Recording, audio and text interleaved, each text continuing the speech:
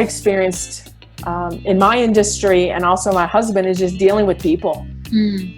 Honestly, because you can have the operational skills, you can have the product skills, you can know your industry inside and out, or my husband as an architect, or me in hospitality. It's dealing with whether it's the employees or the clients or the guests. That's been the number one challenge, because a lot of people come at you with different motives also, and want to use you, or they come in and they're really lazy and don't really want to work. So I believe so it's a constant issue, is dealing with people. And when you have your key employees are the ones that, and my big thing with teaching my employees is, number one, operating with integrity, adding value. Whatever responsibility or position or department you've been giving, always add value. To me, that's key, and manage it properly. And my big thing, number 3, is having initiative. So those are the 3 driving points that we push for our employees. We don't shove it down their throat, but we do let them know, listen, you must have incentive. I mean, you must have initiative. Don't expect me to go around telling you what to do, nitpicking and micromanaging you. And Jesus, in his parables, he gave them stewardship and responsibility over the talents or the land. There's a number of parables.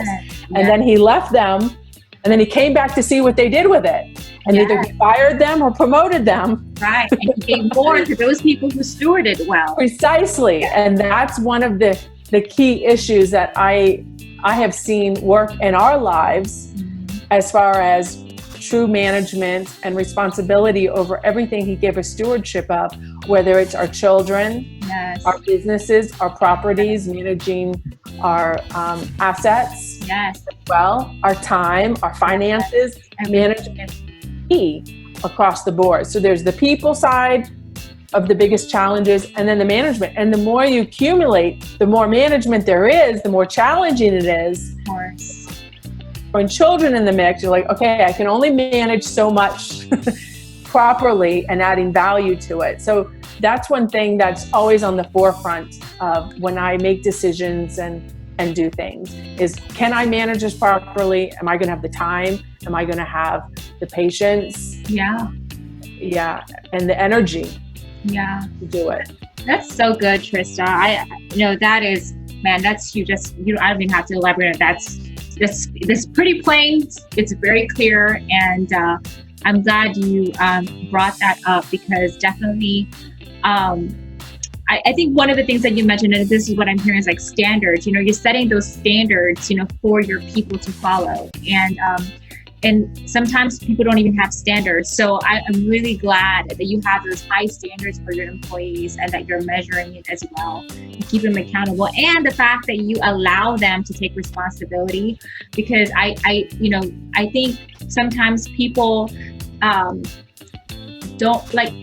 they don't trust their employees. I don't know if I'm saying it correctly. It's like they feel like they have to constantly be telling them what to do, when not allowing them to see the leaders within themselves and allow them to shine through their gifts and talents. And you could be missing out on some awesome skill set for your employees if you don't allow them to be creative and take initiative, like you just said.